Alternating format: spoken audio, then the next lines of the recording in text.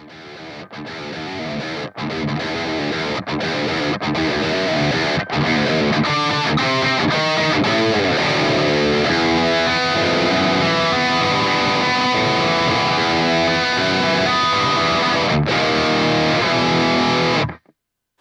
YouTube, Paul is here once again with an excellent instrument to talk about. This is a Bond Instruments Custom Shop 6-string.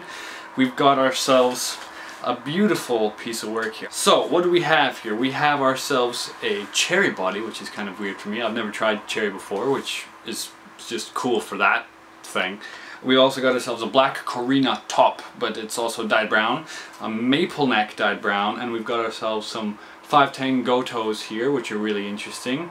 Ebony board, standard looking nut, and Railhammer pickups with this piano-like bridge here. So let's break this down logically. In terms of the neck, it feels kind of like an ESP D shape sort of thing, but with a bit of that Fender chunk. Now, that's not to say that it feels like a chunky, like, old instrument, but it does feel like it's a bit vintage, a little worn, a little bit loved, and maybe that's just a part of how they make their necks over at Bond Instruments. I don't know. The other thing about this guitar is that it's bolt-on, which is interesting because a lot of people would be like, but I want neck through for all the sustain. And I'm kind of like, you know what, bolt-on definitely has its own value. And I really like the value of bolt-on because it's a little bit brighter, I feel like, a little snappier, and it's just, I don't know, I'm still comfortable with it. It's not uncomfortable to play at the high frets. I can still do that all day.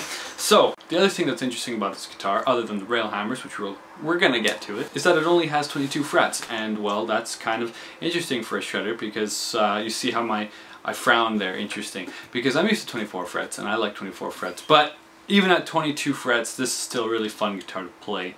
I've got it set in D standard, and I'm gonna just play some riffs and talk a little bit and, you know, usual stuff.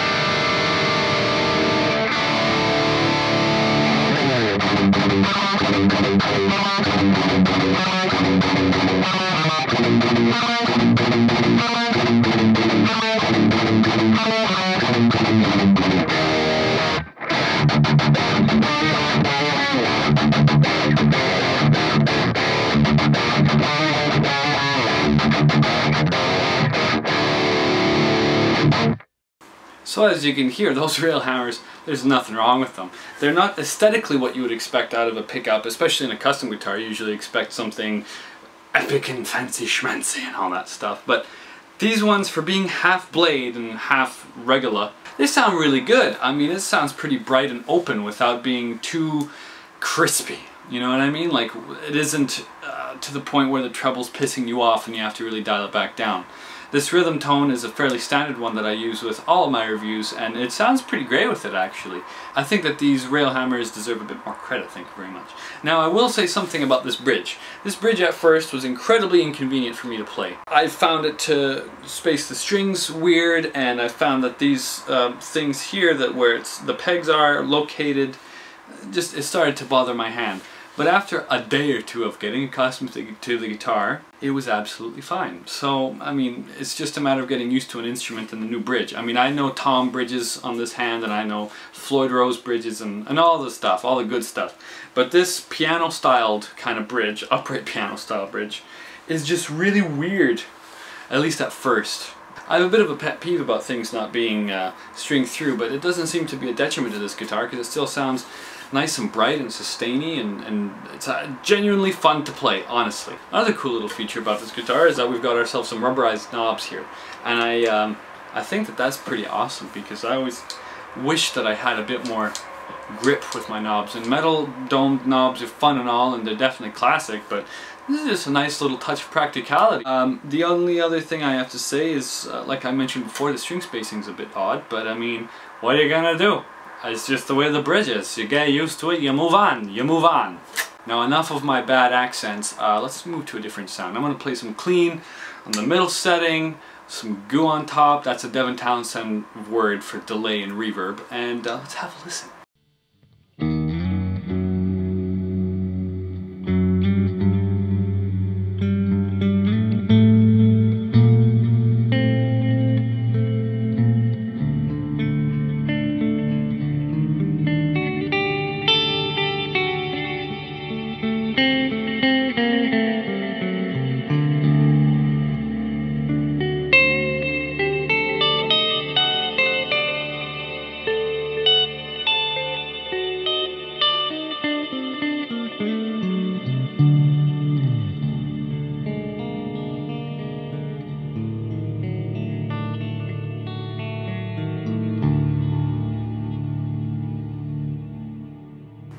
So it's a fairly magical clean tone, I'd like to say. The brightness of the bridge pickup toned up with the, I suppose, kind of chimier belly-like neck pickup stuff makes a pretty interesting clean tone. These are definitely odd pickups, like there's no doubt about it. They are aesthetically different from what I'm used to, and they're also just different sounding, and not in a particularly bad way. It just has its own voice, and I suppose that also helps add to the character of the guitar. I mean, we do have this kind of near Parker inspired looking headstock. I mean, some people will always say dark machine, and that's just the way that it is, but I mean, it still has its own character. It's still definitely a Bond, and this is another thing. You think I was going to forget mentioning this little inlaid thing here? I don't know if it's even right to call it an inlay. It's just kind of like a stamp of approval right here. A big fat B in a Chaos Star looking thing. For those of you who like Warhammer, yeah, you know what I'm talking about. It's pretty cool. I mean, it's a pretty metal instrument. I definitely would like to play black metal with this all the time, and even death metal with this all the time. Just because I feel like it's got that kind of dark, I mean, fun vibe to it. I don't know what else to say about it. So let's switch to a leady kind of channel. And you're gonna hear some fun stuff. Shut up, crows. You're gonna hear some fun stuff because I'm inspired to play some fun stuff. So let's have a switch in tone. So here we are. I'm gonna do neck pickup stuff because we haven't heard too much of that yet.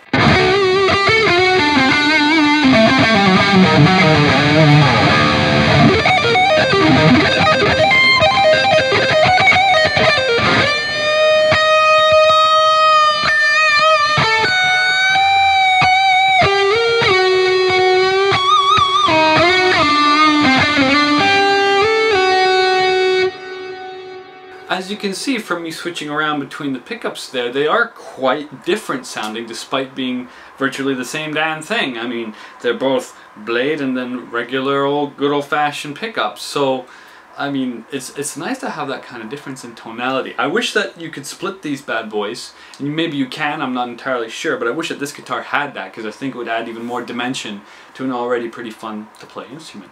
So, let me stop yabbering on and play a few more lead things because it's fun.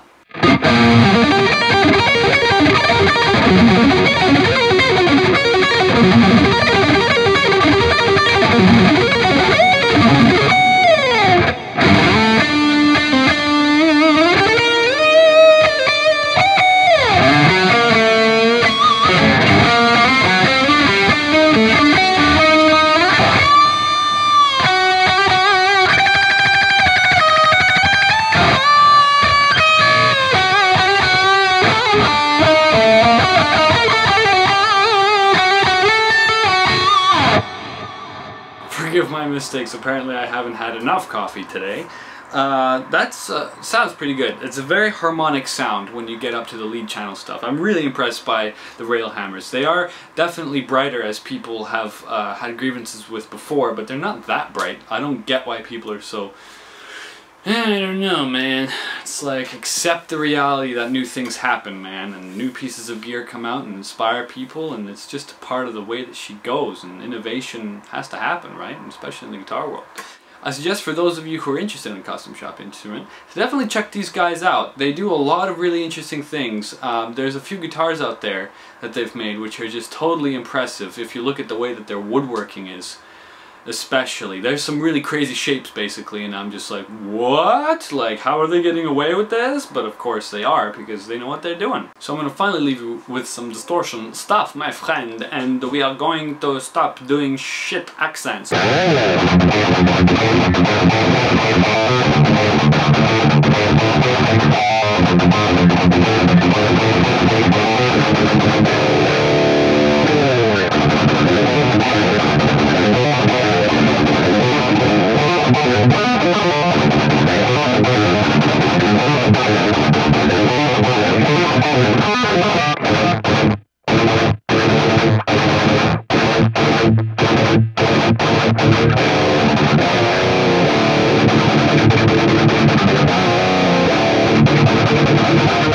So special thanks to Mehtab from Guitar Porn for lending me this one again. I'm definitely collaborating with these guys and making sure that you guys get to see some pretty interesting guitars, and I get the privilege of playing some really interesting things. So thank you for checking out this video, and if you liked it, then subscribe, and I'll see you again soon, guys.